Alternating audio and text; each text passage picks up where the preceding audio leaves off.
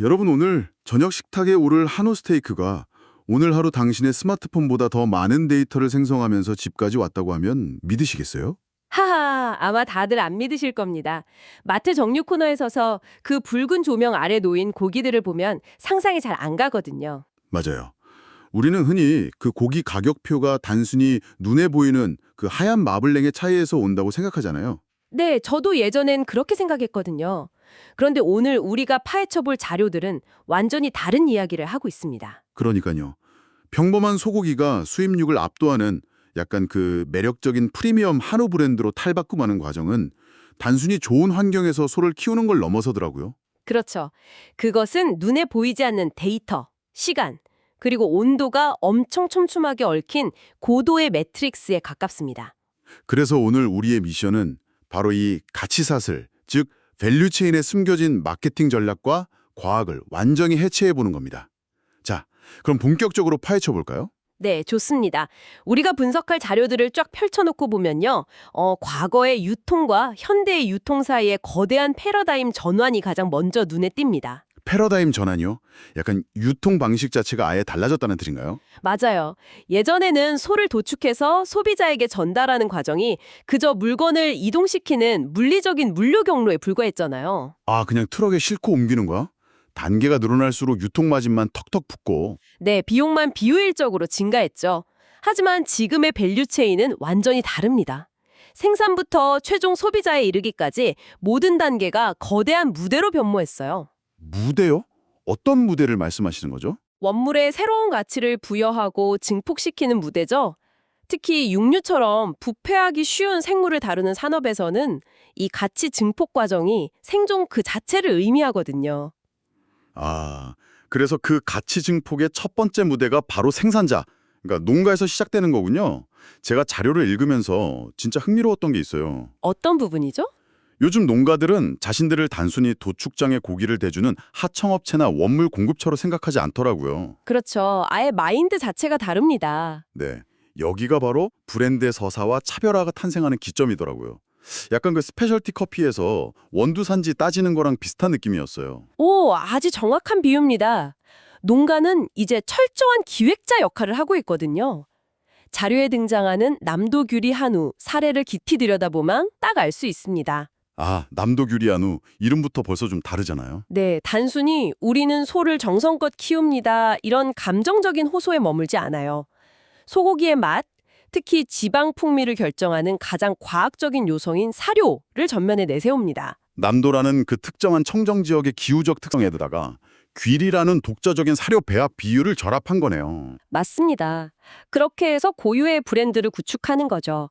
소비자 입장에서는 마트에서 고기 집어들 때 그냥 단백질 덩어리를 사는 게 아니게 되고요. 아, 따뜻한 남도의 햇살 아래서 특수 배합된 귀리를 먹고 자란 소. 이런 구체적인 이미지를 머릿속에 그리면서 소비하게 되는 거군요. 지역적 희소성과 기능적 우위를 하나로 묶어버리는 아주 영리한 전략입니다. 거기에 더해 최근에는 사육 환경 그 자체도 프리미엄의 핵심 근거가 되잖아요. 동물복지 인증이나 HACCP 인증 같은 거 말씀이시죠? 약간 윤리적인 소비 캠페인 같은 건가? 이게 단순히 착한 소비를 하자는 차원이 아닙니다. 소가 스트레스를 받지 않고 넓고 쾌적한 환경에서 자라면 체내의 젖산 축적이 줄어들거든요. 아, 스트레스가 육질에 직접적인 영향을 미치나요? 엄청난 영향을 미치죠. 결과적으로 육질이 훨씬 부드러워지고 산패가 덜 일어난다는 객관적인 데이터가 존재합니다. 와, 그러니까 소비자들은 더 나은 맛과 안전성을 위해서 기꺼이 지갑을 여는 거고 생산자는 이 사육 데이터를 가격 정당화의 무기로 쓰는 거네요. 바로 그겁니다. 근데 그 데이터 투명성 측면에서 제가 잠깐 딴지를 좀 걸어보고 싶어요. 네, 얼마든지요. 마트에서 한우팩 보면 이력 추적 시스템 QR코드나 번호가 붙어 있잖아요. 소 출생 연월일이나 언제 항생제 맞았는지 쭉 나오는 거예요. 네, 패키지에 다 인쇄되어 있죠. 솔직히 말해서 장 보러 온 소비자들이 카트 끌면서 그거 일일이 폰으로 찍어보진 않잖아요. 막 이 소는 전라남도에서 태어났군 사야겠어 이러지는 않는단 말이죠. 매번 그러는 분은 거의 없죠. 그러니까 제 말은 이게 과연 실제 구매를 유도할 만큼 매력적인가요? 아니면 그냥 법적 규제니까 어쩔 수 없이 포장지에 붙여놓은 것에 불과한 거 아닐까요? 여기서 흥미로운 점은 그 이력 추적 시스템이 실제 소비자의 조회 빈도와 상관없이 아주 강력한 심리적 장치로 작동한다는 겁니다. 아, 심리적 장치요? 조회를 안 하는데도요? 네, 말씀하신 대로 매번 스캔하는 사람은 드물어요. 하지만 내가 원한다면 언제든지 이 고기의 전체 생애 주기를 투명하게 볼 수 있다는 사실 자체가 중요합니다. 아, 숨기는 게 없다는 선언 같은 거군요. 정확합니다. 그게 브랜드에 대한 절대적인 신뢰를 구축하거든요. 이 바코드 하나가 익명의 농부를 장인으로 변모시킵니다. 자신만의 철학을 걸고 소를 키우는 훌륭한 생산자로요. 네, 감춰진 걸 살 때의 찜찜함 대신에 모든 게 증명된 제품을 살 때의 안심. 그 무형의 안심이 이미 고기 가격에 포함되어 있는 겁니다. 와, 실제로 확인하느냐 아니냐가 중요한 게 아니었네요. 농장에서 이렇게 완벽한 스토리와 신뢰를 만들었다고 해도 소고기가 스스로 스테이크가 될 순 없잖아요. 당연하죠. 물리적인 변환 과정이 필요하니까요. 네, 이 원육을 완벽한 상품으로 가공하는 기술의 영역으로 넘어가야 합니다. 도축장과 가공장이 등장할 차례네요. 과거에는 도축장이나 가공장이 그저 커다란 소를 작게 해체하는 일차원적인 작업실로 여겨졌잖아요. 그냥 칼로 썰어내는 곳이라는 이미지가 강했죠. 하지만 오늘 우리가 살펴보는 자료들은 이곳을 밸류체인 내에서 가치 증폭이 가장 폭발적으로 일어나는 핵심 분기점이라고 정의합니다. 여기서 어떤 기술이 개입하느냐에 따라 고기의 최종 가치가 완전히 달라진다는 거군요. 맞습니다. 여기서 정말 흥미로워지는 부분은 가공 기술의 핵심인 숙성, 즉 에이징 메커니즘이더라고요. 그냥 냉장고에 며칠 넣어둔다고 비싸지는 게 아니잖아요. 전혀 아니죠. 숙성은 말 그대로 과학이자 고도의 정밀 제어 기술입니다. 크게 웻 에이징하고 드라이 에이징으로 나뉘는데 원리를 보면 꽤 놀랍습니다. 드라이 에이징 원리가 어떻게 되나요?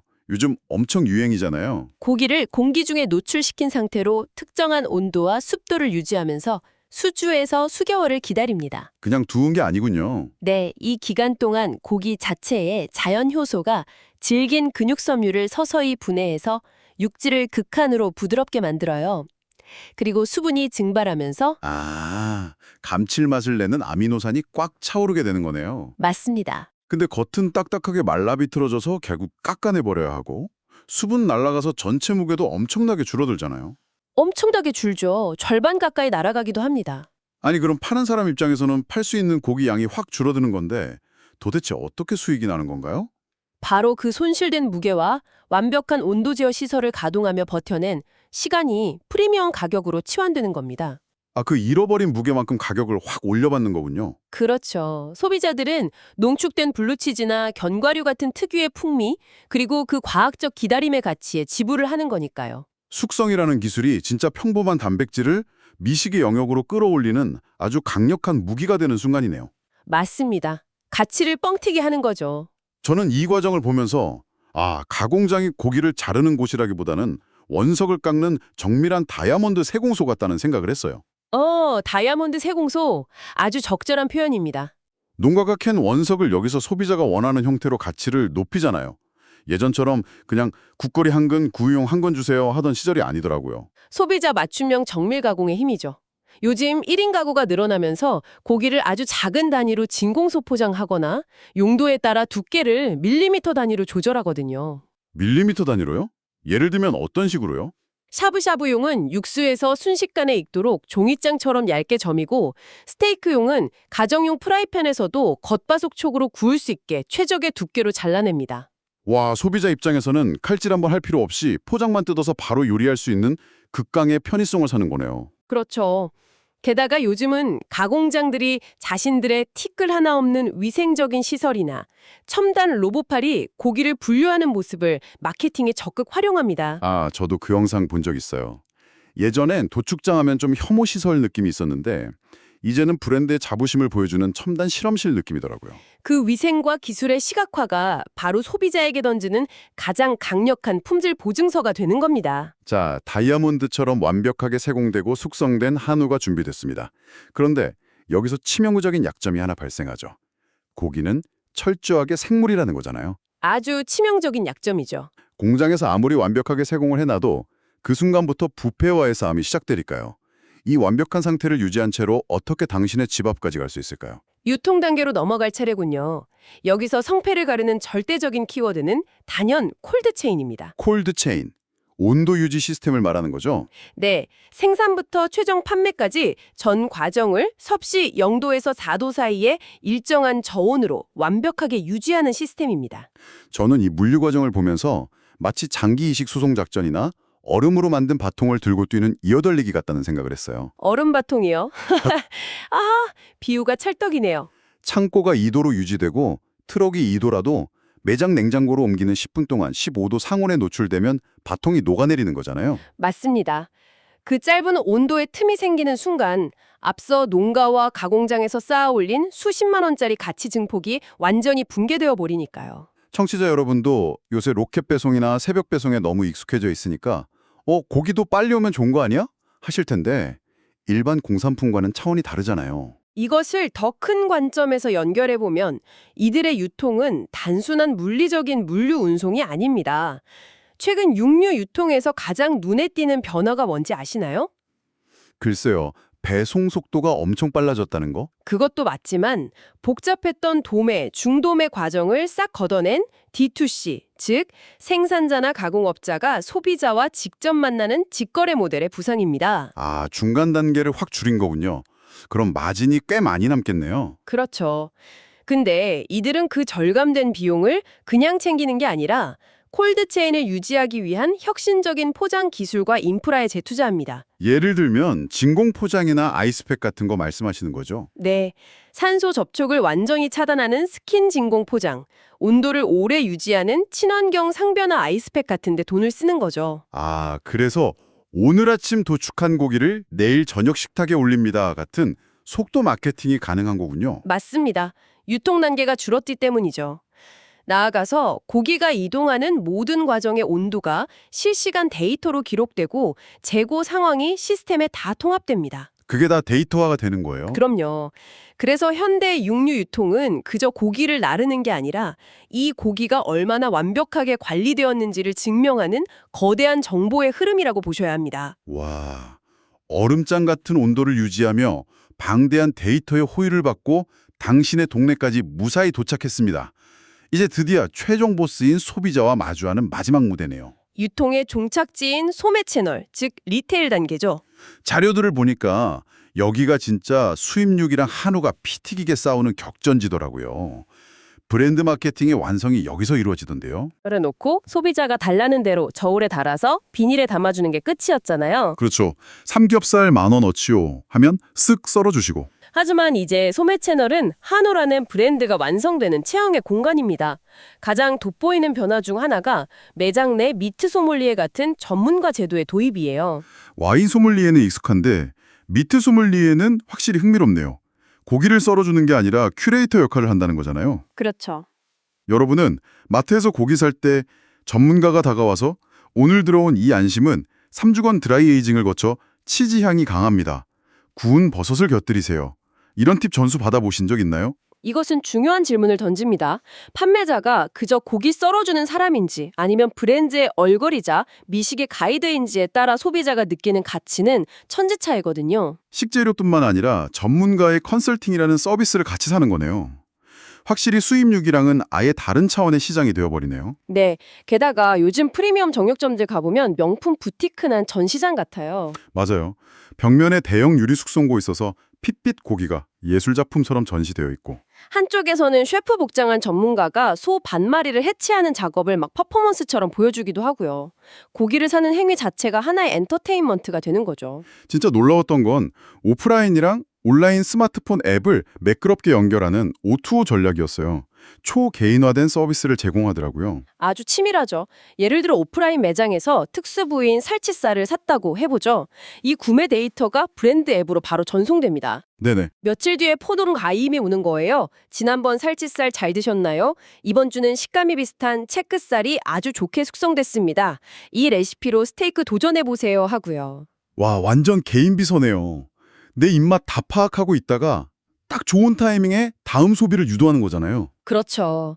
그리고 또 하나 주목할 게 바로 정육식당의 진화입니다. F&B 통합 모델이죠. 예전 정육식당 하면 1층에서 고기 사고 2층 올라가서 상차림비 내고 시끌벅적하게 구워 먹는 곳이었는데 이것도 완전 파인다이닝이랑 결합했더라고요. 네, 최고급 상태의 고기를 그 자리에서 고르면 전문 셰프가 완벽한 온도와 스킬로 숯불에 구워주는 최고급 식당 경험을 제공하는 겁니다. 집에서 비싼 고기 잘못 구워서 망칠 위험을 원천 차단하는 거네요. 맞습니다. 소비자가 그 완벽한 맛을 현장에서 즉각적으로 경험하는 순간, 아, 이 브랜드 고기는 진짜구나 하는 확신을 갖게 되니까요. 구매와 최고급 조리 경험을 동시에 주는 겁니다. 그래서 이 모든 게 도대체 무슨 의미일까요? 남도 귀리사료, 시간과 효소의 숙성, 영도의 콜드체인, 그리고 미트 소믈리에까지. 이 사슬이 우리에게 던지는 메시지가 뭘까요? 오늘 우리가 분석한 문헌들의 결론을 종합해보면요. 과거의 유통이 그저 고기를 옮기면서 비용과 비효율만 발생시키던 과정이었다면 네, 단순히 전달만 하던 과정이었다면요? 미래의 유통은 농부, 가공업자, 물류 전문가, 리테일러 등 모든 주체가 가치 증폭자, 즉 밸류 앰플리파이어를 활용하는 과정이라는 겁니다. 아, 각자의 단계에서 가치를 폭발적으로 키워내는 사람들이군요. 맞습니다. 이것이 바로 한우가 수입육을 압도하는 프리미엄을 계속 유지할 수 있는 가장 큰 비결입니다. 여러분, 다음에 마트 정육 코너에서거나 근사한 식당에서 한우를 고르실 때 아마 오늘 우리가 함께 추적한 이 거대한 마케팅과 기술의 사슬, 이 매트릭스가 눈앞에 쫙 펼쳐지실 겁니다. 아는 만큼 보인다고 고기를 보는 안목이 완전히 달라지셨을 겁니다. 붉은 고기 한 조각 안에 농부의 철학, 과학, 물류의 속도전, 데이터 큐레이션이 다 압축되어 있으니까요. 자, 그럼 마지막으로 발칙한 상상을 하나 해볼까요? 오, 어떤 상상이죠? 오늘 우리는 완벽한 추적과 가치 증폭 과정을 살펴봤잖아요. 그렇다면 미래에는 어떨까요? 블록체인과 DNA 분석 기술이 극도로 발달해서 네네. 영수증에 이 소는 몇 년, 몇 월, 며칠, 오후 2시에 어떤 풀을 먹고 자랐음 여기까지 찍혀 나오는 시대가 오지 않을까요? 충분히 가능성 있는 이야기네요. 과연 데이터가 주는 투명성의 끝은 어디이고 그것이 우리의 미식 경험을 어떻게 바꿔놓을지 다음 고기를 드실 때 한번 상상해 보시기 바랍니다. 네, 입맛뿐만 아니라 생각까지 풍성해지는 식사가 되겠네요. 오늘의 심층 분석은 여기까지입니다. 함께해 주셔서 감사합니다. 다음에도 더 흥미로운 주제로 찾아오겠습니다.